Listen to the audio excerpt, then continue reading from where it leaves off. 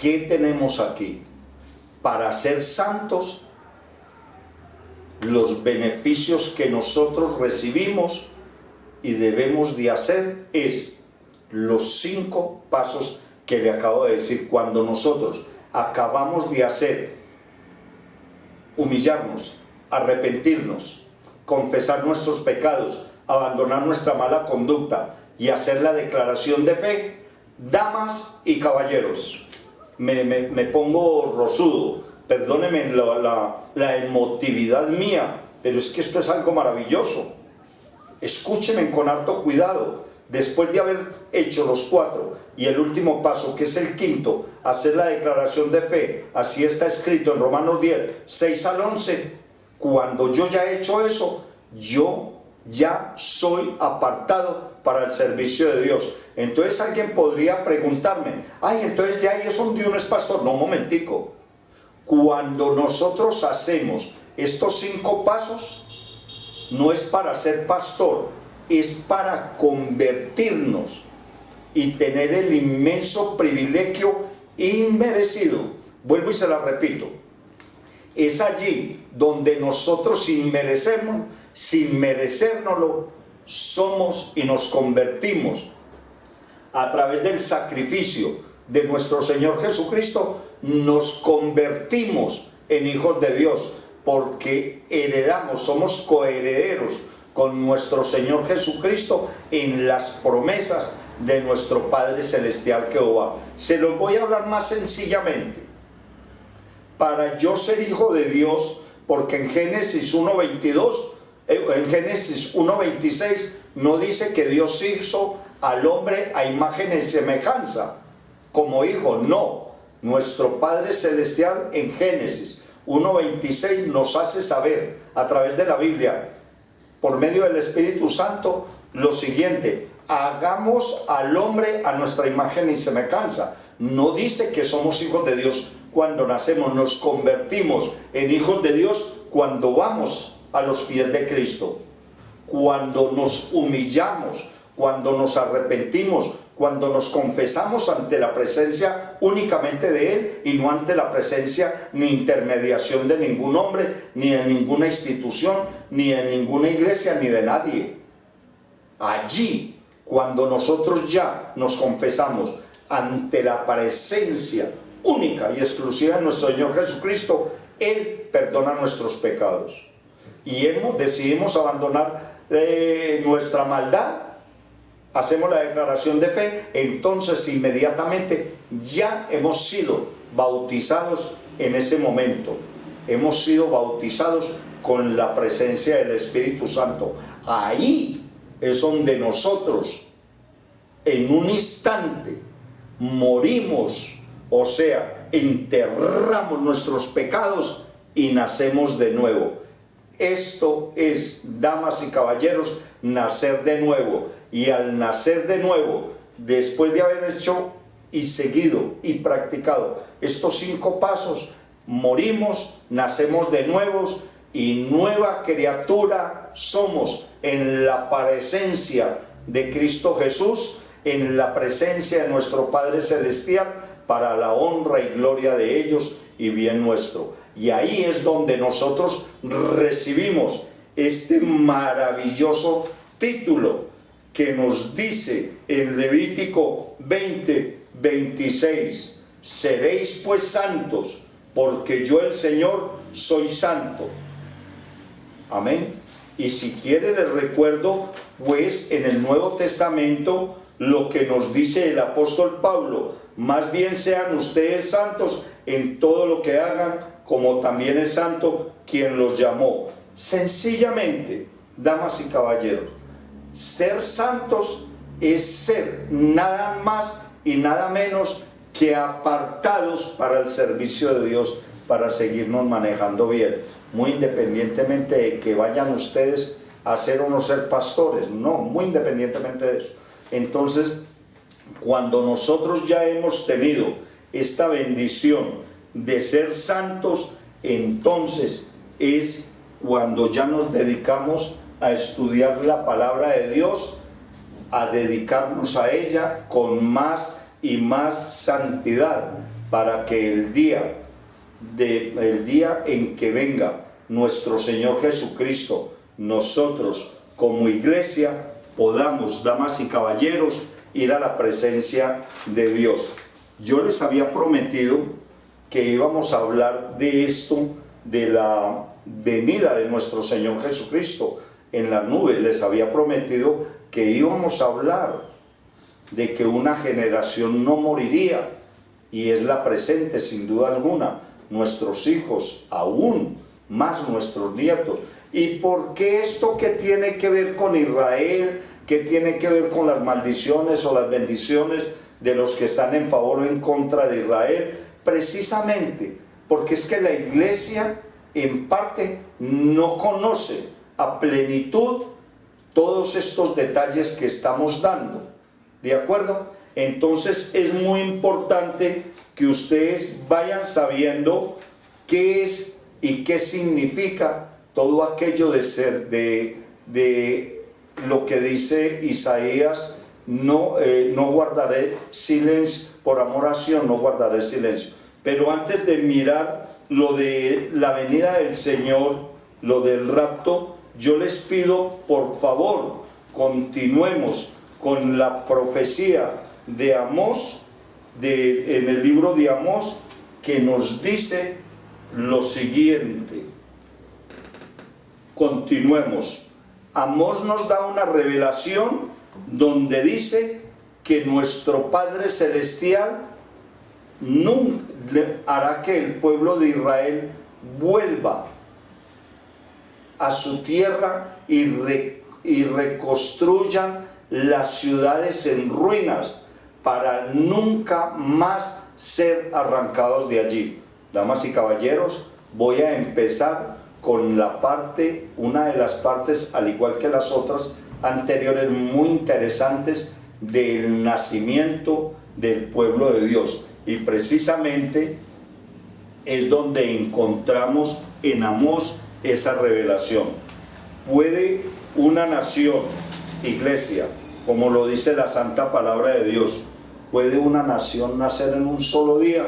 Pues en Amós nos da esa promesa.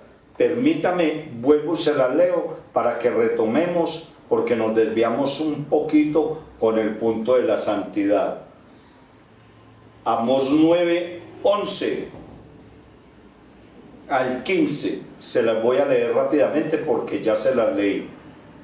Nuevamente lo hago. Versículo 11.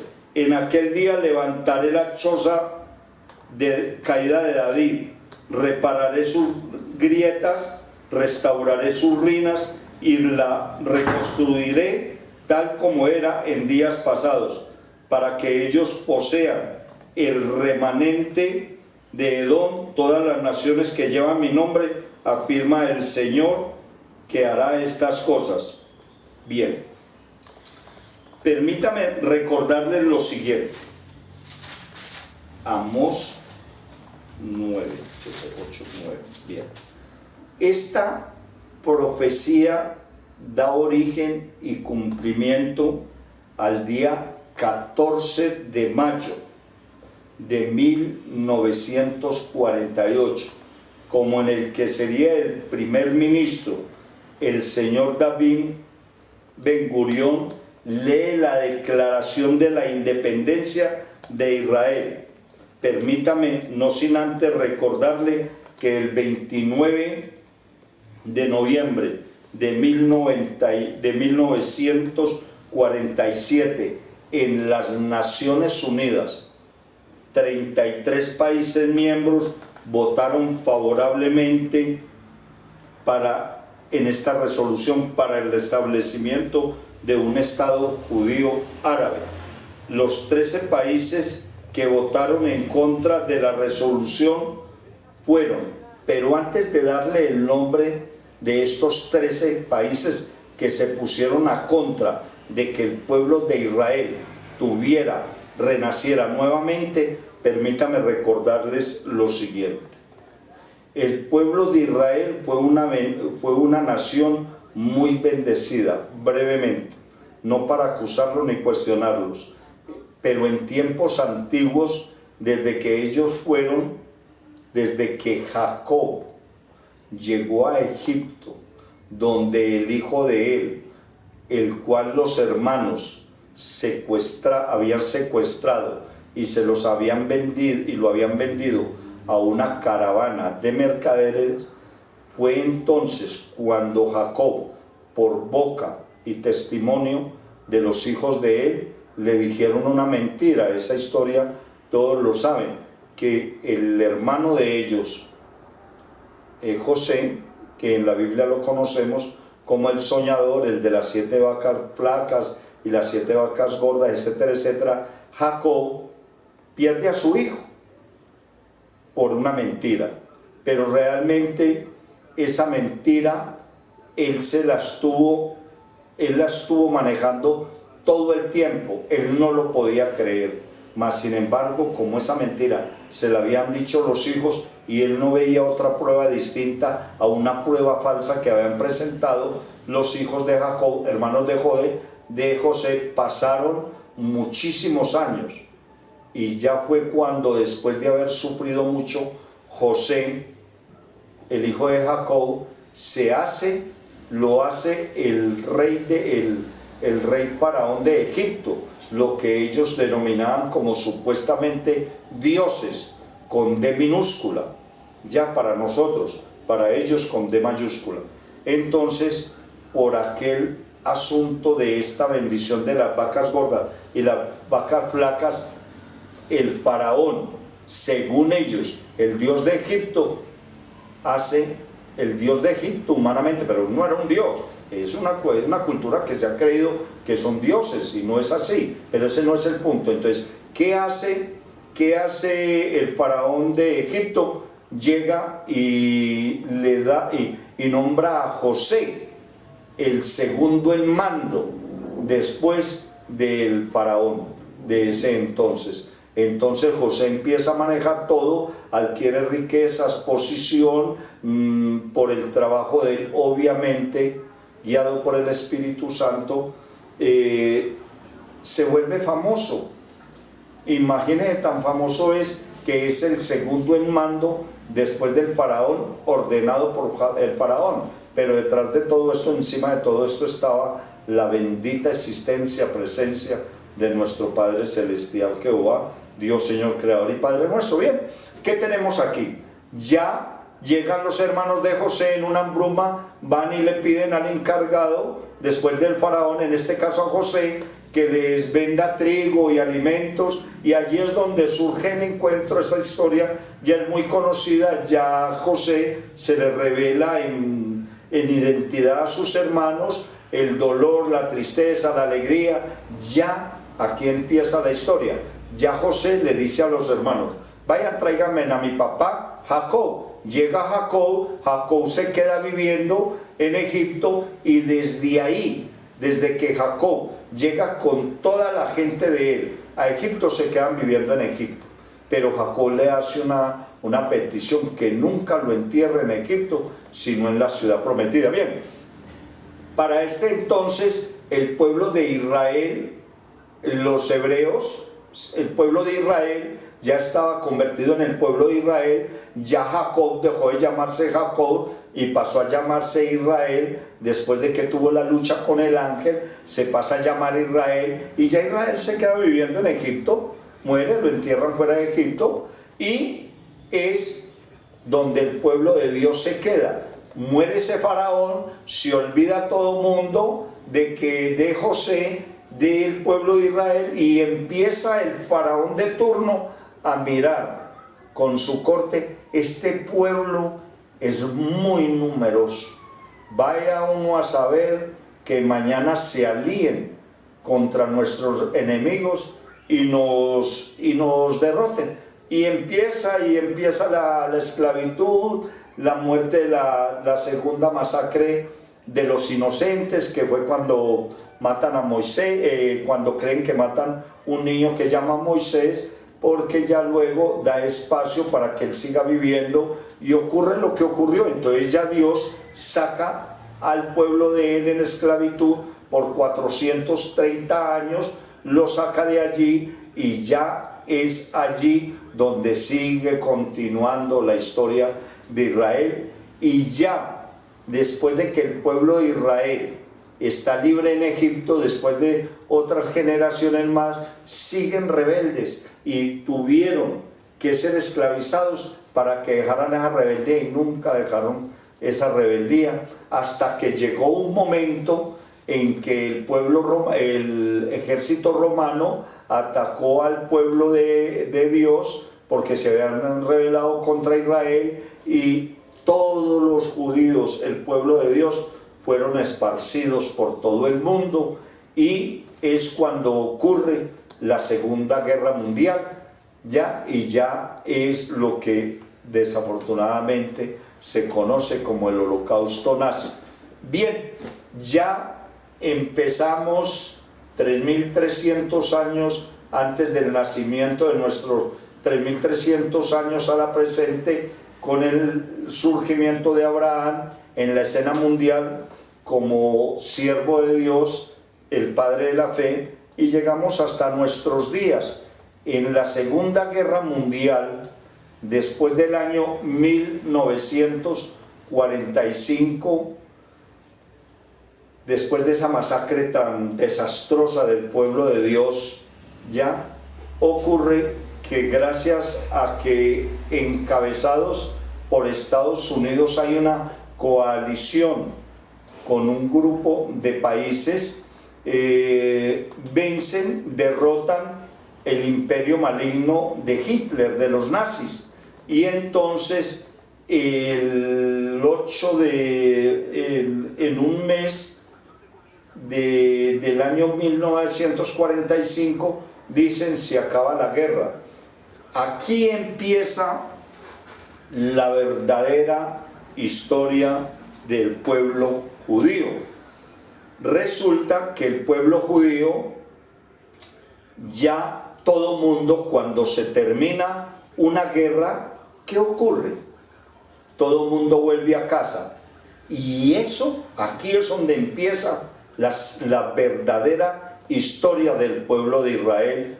Damas y caballeros, en este momento les voy a decir la verdadera historia, las tragedias del pueblo de Israel. Vayámonos a Isaías, por favor, para que puedan entender de lo que estamos hablando. Vayámonos a una cita bíblica que nos dice sobre el regreso de Israel, precisamente el 8 de mayo de 1945, la guerra en Europa terminó y todos iban a casa. Pero realmente, de verdad, es que todos los judíos no fueron a casa. Por eso les digo, permítanme explicarles por qué. Porque es que cuando se termina una guerra, todos los soldados cogen sus maletas y van a sus países, regresan a sus casas. Las únicas personas, los únicos seres humanos que fueron libres, librados del exterminio en el Holocausto nazi, las únicas personas que no tenían casa a dónde ir ni maletas que empacar, era el pueblo de Dios. Y ese pedacito no lo sabíamos. Y aquí empieza lo interesante de esta historia bíblica, de esta historia que nos narra Amós en el versículo 9, en el capítulo 9, versículo 14 y 15, que dice que Dios les promete que reconstruirá, que haré volver a mi pueblo a su tierra, y reconstruirán ciudades en ruinas y beberán de sus viñedos. Lo de sus viñedos no los vamos a tocar ahora. Vamos a mirar qué pasó con los judíos. Entonces, resulta que los judíos salieron de los campos de concentración, ¿y para dónde iban? Si los nazis en la dirección de Adolfo Hitler, en los militares de Adolfo Hitler, los habían despojado de todo, de casa, de riquezas, de recursos económicos, de trabajo, a tal punto que los mataban cuando no eran cremados en los hornos, eran forzados a trabajar, aguantando hambre hasta que la muerte por hambre se los llevara. Estas personas quedaron así. Pónganse ustedes, damas y caballeros, en el caso de ellos. No tienen un país a donde llegar, no tienen una ciudad a donde ir, no tienen una casa, no tienen familia quien los espere. Estaban ahí como cuando usted coge un perro y lo tira a mitad de la calle. El perrito sale sin nada que hacer. Bendito sea mi Dios. Así estaban los judíos. ¿Qué hacen los judíos? Entonces surge una figura muy importante por allá en el año 1945. Ben Gurión estaba en Nueva York, estaba viendo desde su ventana, creo más o menos, me da la impresión que él estaba en Nueva York, y las personas se regocijaban en las calles de todo el mundo, estaban celebrando, pero el que iba a ser el primer ministro de Israel no celebraba. Él decidió, cuando nos cuenta la historia, él decidió escribir 4 palabras en su vida. 8 de mayo de 1945, ese era para él el día de los judíos. 8 de mayo de 1945. Los judíos que habían quedado, que se habían librado, como les decía hace un momento, de la cruel masacre realizada por los muy conocidos nazis después de finalizar la Segunda Guerra Mundial. Óiganme bien lo que les voy a decir. Estos judíos, que las personas creen que cuando terminó la Segunda Guerra Mundial, que ya se le acabaron el problema a los judíos, volvían a empezar los problemas. Fueron los judíos seguidos, cazados, aterrados en los siguientes países: Irán, Yemen y en los barrios marginales de Libia y Marruecos. Como les digo, bueno, los judíos que se libraron después de la guerra en Europa, se libraron de ese infierno, regresaron a lo que la ONU les había dado, y era una nacionalidad en el Estado de Israel. Pero cuando llegaron se encontraron, cuando ellos llegan, los primeros judíos llegan en un barco destartalado que apenas se alcanzó a llegar, se encontraron que la tierra de ellos estaba habitada por los británicos. Permítame recordarles algo. Los británicos conquistaron el Medio Oriente en el año de 1917. Se lo quitaron de las manos a los otomanos, a los turcos, a finales de los 40. Las dos cosas importantísimas por la cual estaban los británicos ahí eran nada más y nada menos por dos cosas en la tierra del pueblo de Dios. Primero, por mantener el canal de Suez abierto.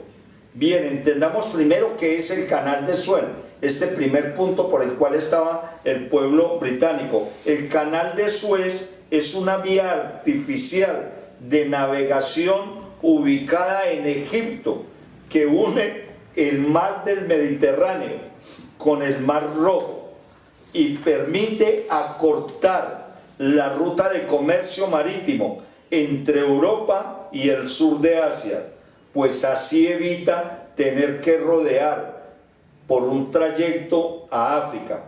Y la otra cosa más importante, ya para terminar, y luego continuamos el próximo miércoles con la continuación de esta prédica. Y la otra cosa más importante era mantener la tubería en un lugar el cual llamaron Kirkuk, que queda al norte de Irak. Ellos sacaron el petróleo del norte de Irak y lo llevaron con una tubería derechita sin torcedura al puerto de Haifa. Este era el camino corto, más corto, para llegar con el petróleo que estas personas sacaban de Irak a Inglaterra. Esta era su provisión de petróleo y esta fue la segunda razón por la cual estas personas estaban allí. En 1947 la ONU dividió el territorio entre árabes y judíos. Damas y caballeros, nuestro tiempo se termina. Yo entiendo que puede ser muy incómodo, es una historia bastante larga, pero lo que quiero darles a saber y conocer, dónde empieza el inicio del final de los tiempos. Damas y caballeros, buenas tardes, buen día, buenas tardes y hasta una próxima ocasión, el próximo miércoles de 7:30 a 8:30 continuaremos con esta historia que nos puede ilustrar mucho para saber nosotros hacia dónde va a llegar este final de los tiempos. Muchas gracias.